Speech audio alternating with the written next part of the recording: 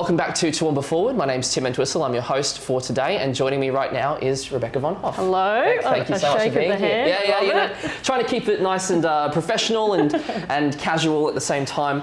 Can I call you Beck for the interview? Okay. Yeah, Beck, could you just introduce yourself to those who may not know you yet or may not be familiar with your face? Could you tell us a bit about yourself, why you're running, and also the qualities that you possess that you believe will make you an effective councillor for the next 4 years? Okay. I don't know whether to do this to you or to camera. What do you want? Bounce between. Totally fine. Yeah. So I'm Beck Vonhoff, and I was born in Toowoomba. I'm a sitting councillor. This is my first term, so I've been in for 4 years. And what makes me think that I could be a good councillor for another term? First of all, I have always taken this personally. Yep. It's always been a personal thing for me.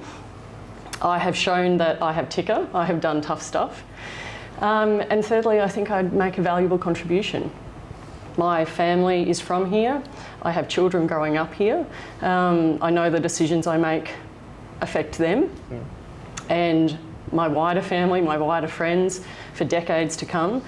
So this isn't something like I dial in.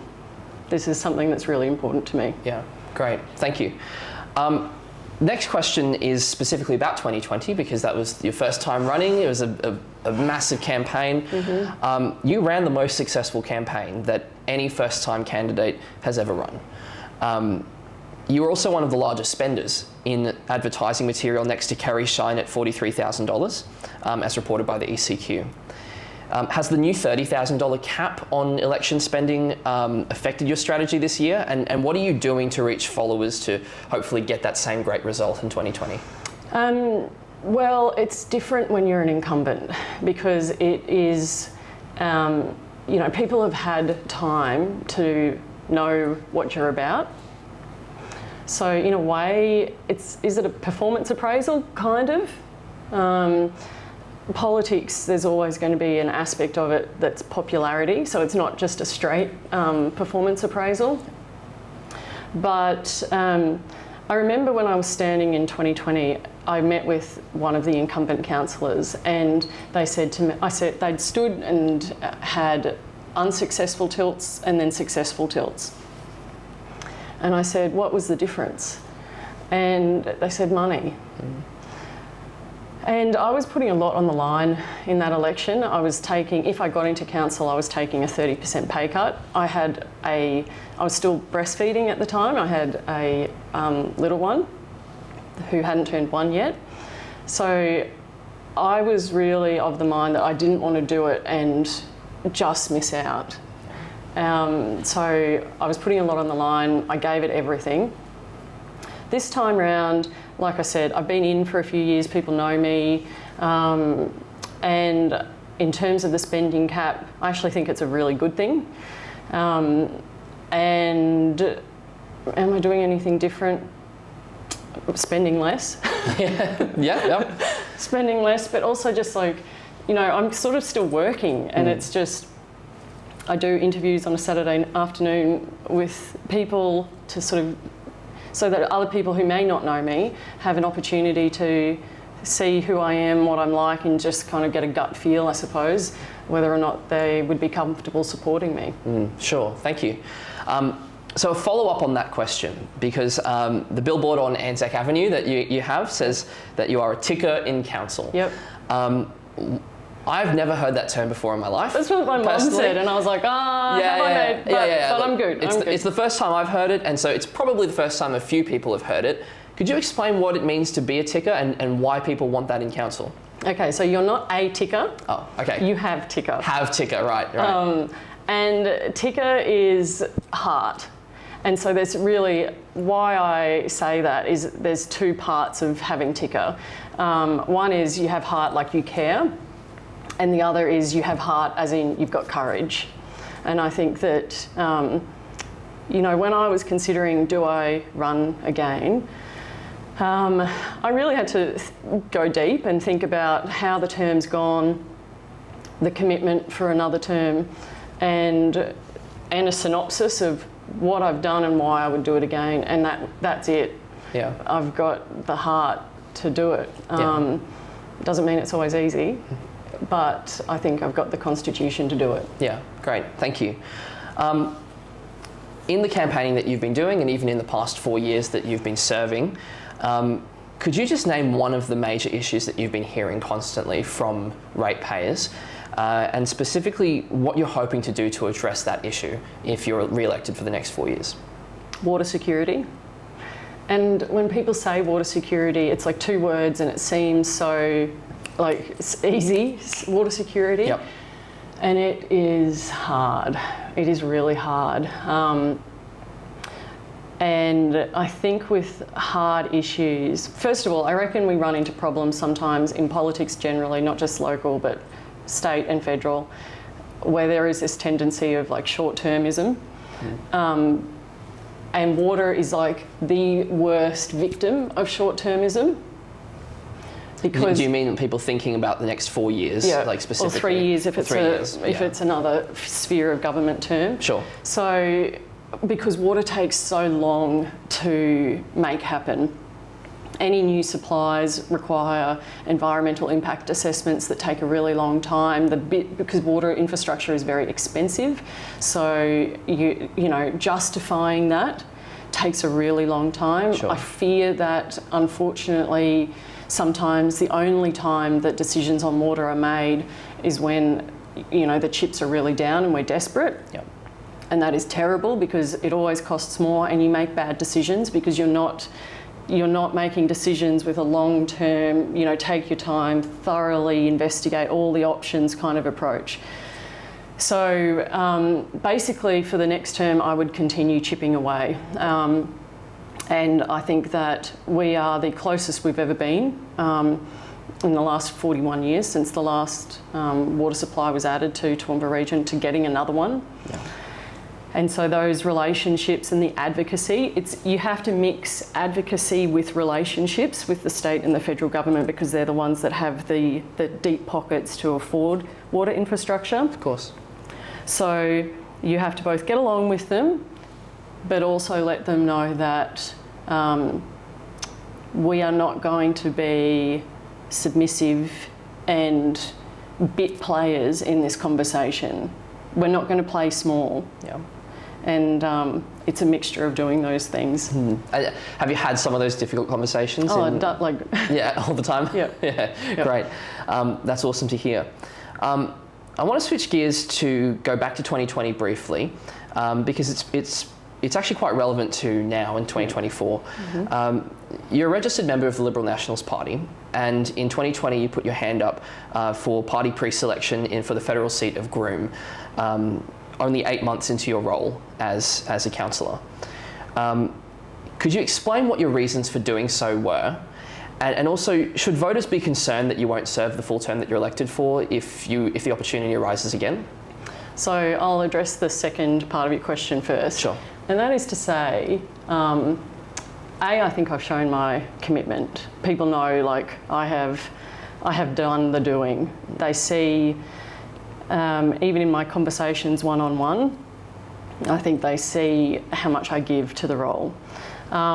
Second of all, we've had other people in politics in this region who've gone local, state, federal, either House of Reps or Senate, and done that. This is all of the sphere, right? That yep.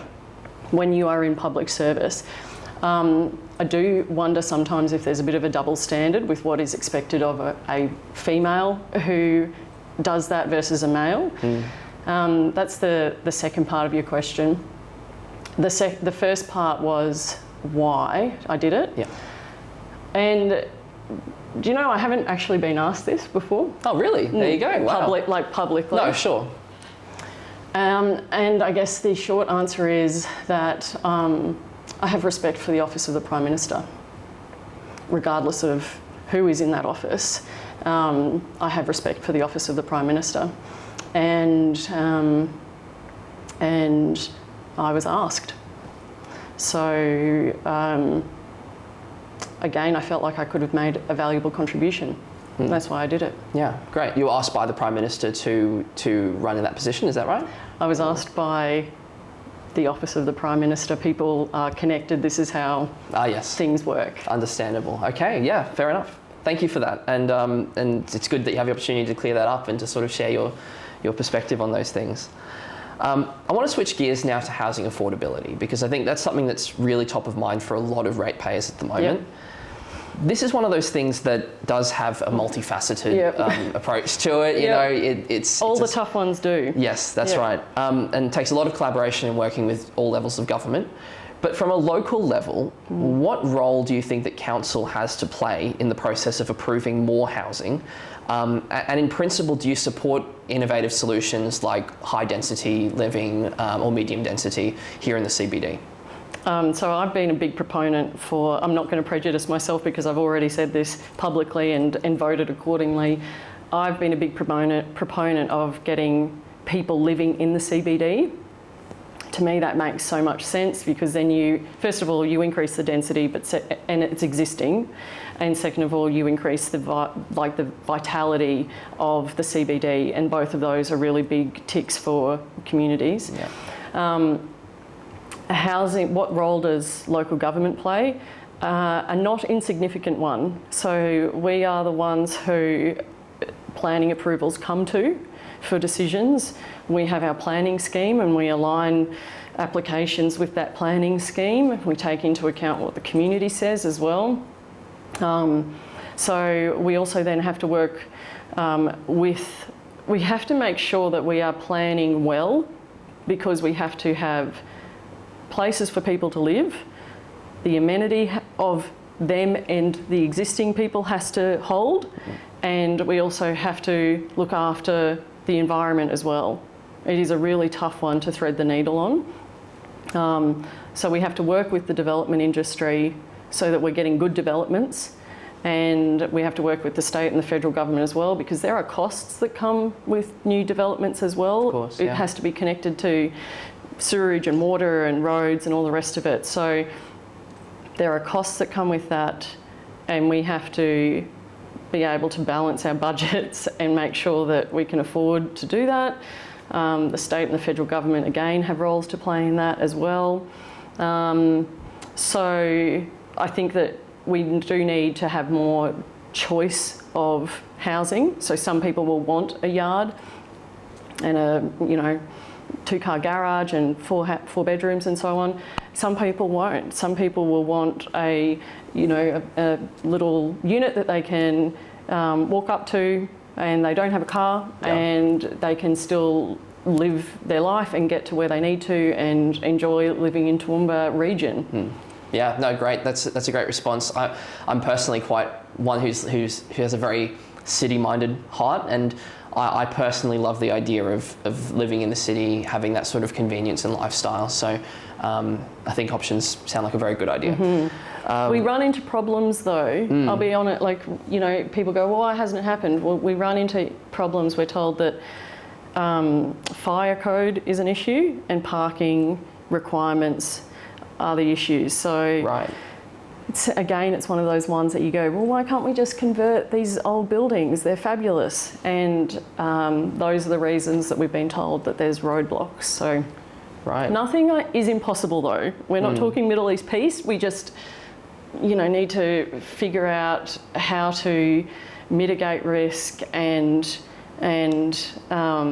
approach it sort of with a balanced perspective. Sure. Yeah, great. Thank you for that. I wanted to switch over to the topic of sustainability and responsibly managing our environment, which is top of mind for many Toowoomba Region ratepayers. Yep. What are your convictions in regards to climate change and whether or not council has a role to play in it? So climate variability is, I'm in the water portfolio. Climate variability is pretty obvious when you look at our, first of all, our water modelling and also historical records. We've fallen into a pattern, which is basically we have more intense rain events and then prolonged drought. And so we've fallen into this pattern of intense rain event, 10 years drought, intense rain event, 10 years drought. And so we see that's different. And our insurers expect us to look into the future and take a varied climate into account. So the role that council has to play is the same as other spheres of government, in that we all have to do something and we have to turn our minds to it. We have got some runs on the board this term, and I don't know if we've really shouted those successes enough. For instance, we have a program near the Watala wastewater facility, and that's our biggest consumer of electricity as a council. Wow. Because it purifies everything that goes into the sewage system, it purifies it. So it's a huge consumer of electricity. And right next door, we have the old Bedford Street tip. So in this term, we have done an initiative where we basically turn waste to energy. So we capture the gas that is being produced in that landfill, and we've built a little power station between it and Watala. We harvest the gas, we turn it into electricity, and we use it at Watala. And that's saved this last year $700,000 for ratepayers, which is great. It's also reduced our emissions by 80%. Wow. And I don't think we've really spoken enough, or I don't know, sometimes I think good news stories don't, I'm an old journalist, good news stories don't sell as well. But that's a real success and a practical way that we've done it. When we talk about sustainability, we're the garden city, and I think our canopy is something that we really need to consider. And when we have these beautiful, 100-year-old trees that are habitats for multiple birds and animals, and then if they're removed, it's not right to say that we can plant a little sapling and it's equivalent one for one. So there's lots of work to do in that space, and we are working on a new planning scheme, so the time is now for all of those conversations. Yeah, great. Thank you for that.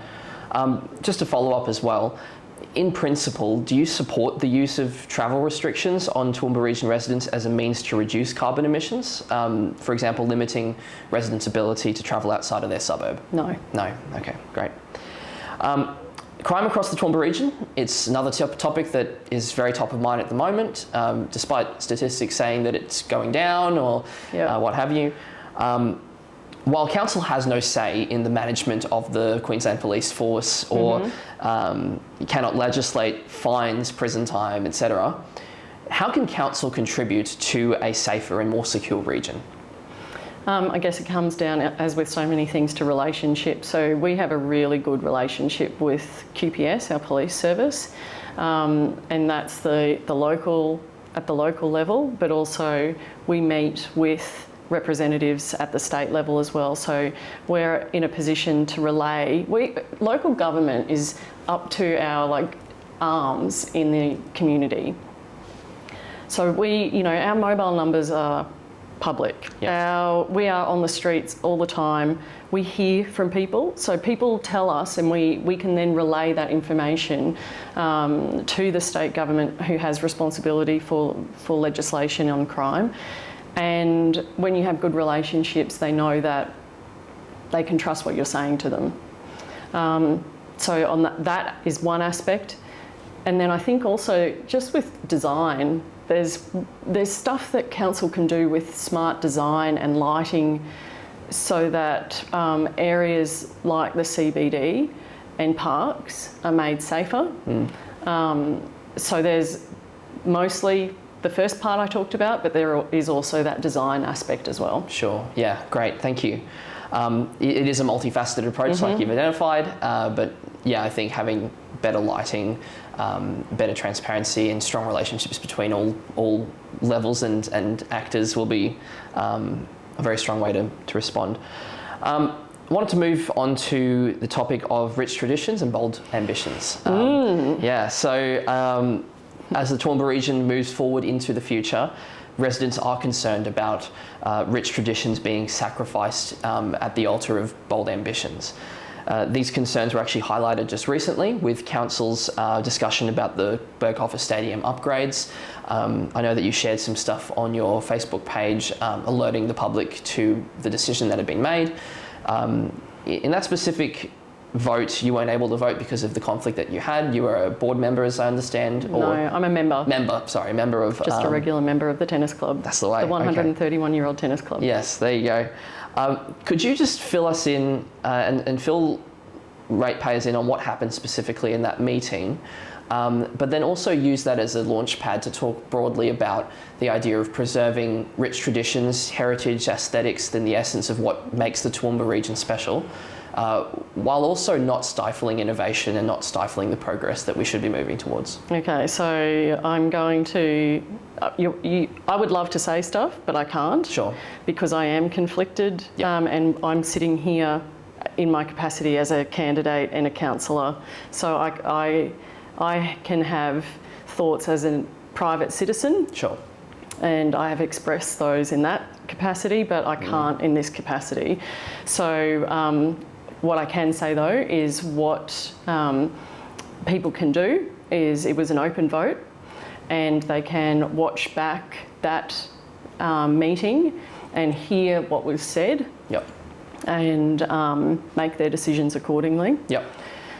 Broadly speaking, legacy and bold ambitions versus rich traditions. So I think that, you know, it's like it's our slogan, I suppose. But I don't think they're not mutually exclusive. You can hold both in the same hand, right? But I think that as a council, first of all, our jobs is to represent the community. None of us works for council. Yep. We work for the community, and our bosses are the 180,000 people in this region. So we are there to represent their positions. Yep. And I think that for an organisation like council, we, on all issues, so I've parked Toowoomba Sports Ground, I'm just speaking generally yes. about legacy, we have to weigh up what's the potential gain, but what's the potential loss. And all investment decisions have to be framed in terms of that balance. And I think that there are things that are so great about living here. You know, we were living in a different country, in a big city. We chose to move back here. Professionally, it made a lot more sense for us to go to Sydney or Melbourne. We chose to come back here because we wanted this for us and for our kids. So there has to be progress, but also looking after the things that make it great to live here. Yeah, yeah. You can't sacrifice one for the other. So no, sure. Thank you. That's very helpful. Yeah, trying to strike the balance, I suppose, isn't it? I'll finish it up with this last question. Have I talked too much? No, this has been good. This has been very good. If there was one thing that you could say now to electors to secure their vote for you, what would that be? For me, and for their decision with everything, I would say, is consider courage. Really consider courage, because you want people who have a humble heart to hear what you have to say and represent that. And sometimes that is going to mean it's going to get really tough for that elected person. And if it's getting tough, they're going to have courage. So that would be my one thing. In their conversations and in their deliberations, consider that real conviction and courage. And I reckon I've got that in spades. And so I think that I'd be a good choice for the voters of Toowoomba Region. Brilliant. Rebecca Vonhoff, thank you for your time. And we end in a handshake. We end with a handshake. We end in a handshake. You know it. Thank you, folks.